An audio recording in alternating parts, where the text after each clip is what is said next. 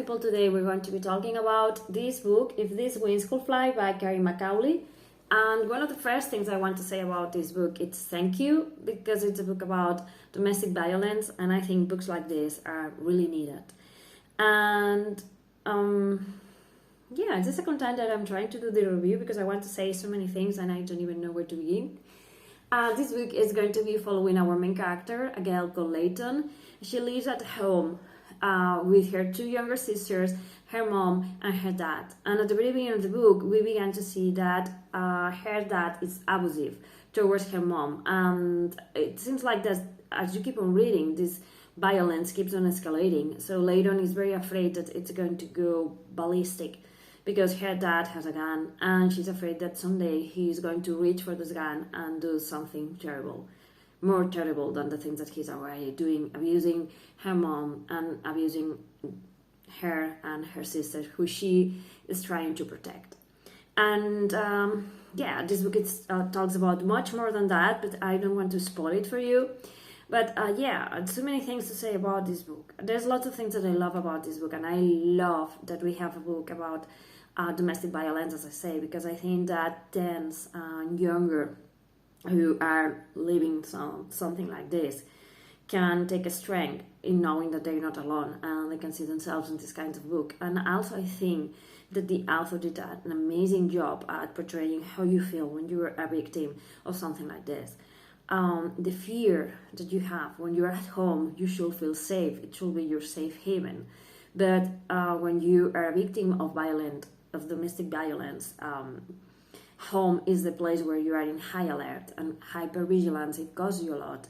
And also the fact that you will want to be like normal, but you can't, because you cannot bring people home, because home it's like this thing that you also have to hide, because at home things are not normal, are not usual. And you begin to realize the more that you grow up that the things that you're having at home are not the regular thing that everyone has. And you begin to realize that other families have it different than you, and that relationships work in different ways, and you begin to realize how different and not good your life at home is.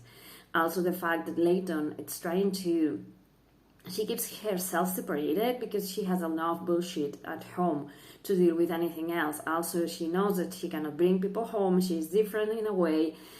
She's always in high alert, and she doesn't want to have any kind of relationship because she thinks that all relationships are going to end like the one that she has at home. So she keeps everyone like at arm's length. She has friends, but you know what I mean. And also this idea that during the book she begins to experience things that she should experience because she's a teenager. And the fact that she's like fighting this battle within herself between I want to do these things, I want to feel normal, I want to feel cherished, I want to love, I want to, but also being afraid that the time that she's spending outside is causing something to the people who is inside the home, the people that she has to protect, her sisters and everything. So she's, divided between the need of being a normal, regular 10 and also being the one to protect the ones that are at home, and, the fear and the securities and everything.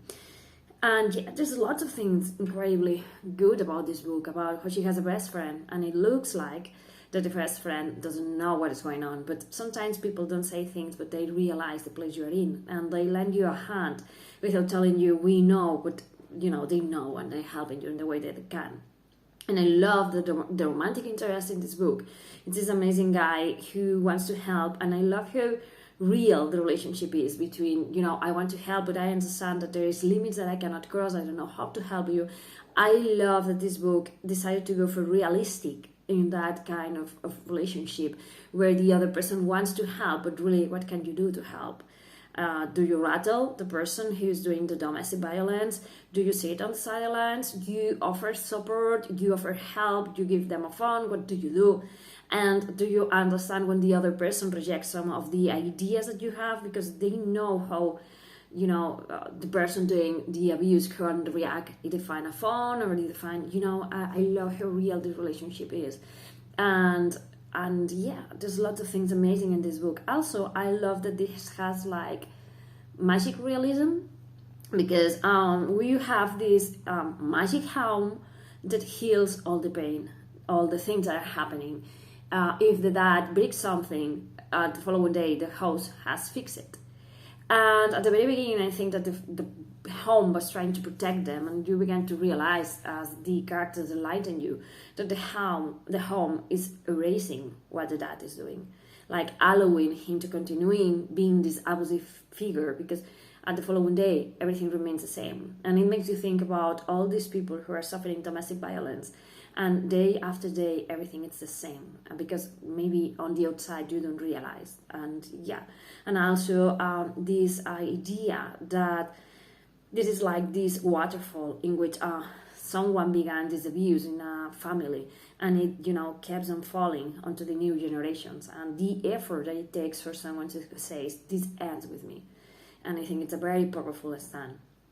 And so I did love what we have these crows that they are beginning to invade this stone city, and I love why they are there and what happens with them, and I'm not going to say anything about them. But yeah, I did love how realistic this book was about depicting this violence, and also the fact that sometimes it's not black and white, because the person doing the abuse, it's in this case is the dad, and he's not an evil character. I mean, he is, because he's an abusive father, but you can understand that he comes from an abusive home himself, and when it's someone in your family doing the abuse, it's harder. It's not as easy as you can leave, or you can, because you knew that person before, and you knew that the person can be good, or could be good if they can, you know, recover, or if they can decide to take a stand and say this ends with me. And in the book, it talks about those times in the past in which the father was a good guy, and how life and the abuse that he has received turns him into this person who loses his temper and attacks the people surrounding them. And there are moments in which you understand Leighton's frustration when she wants her mom to just pack things and leave. But it also makes you understand that, you know, it's a journey. It's a journey realizing that this person that you're giving chances to, it's not getting better, and that you have to prioritize your family and the people that you love, and even yourself when you're suffering something like this.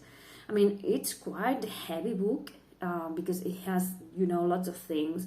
And if you are a victim of domestic violence, this is going to be, you know, heavy, but also lightening and full of hope, and you're going to see yourself, because it's written in a very respectful way, and also it has a lot of hope in the way that despite all of the bad things happening, you have this love that Leighton has for her two sisters, and how she protects them, and the relationships she has, the friendships she has, the person she's falling in love with.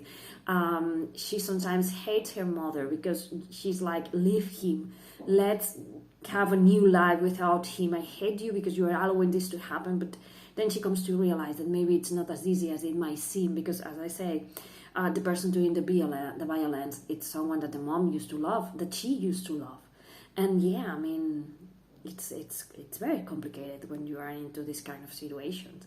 But also there is a lot of hope with the friendships, with the things that are going on, that you can see maybe they are going to be able to break with the circle, and they are going to be able to find ways of healing and to, you know, to escape this hell that they are living.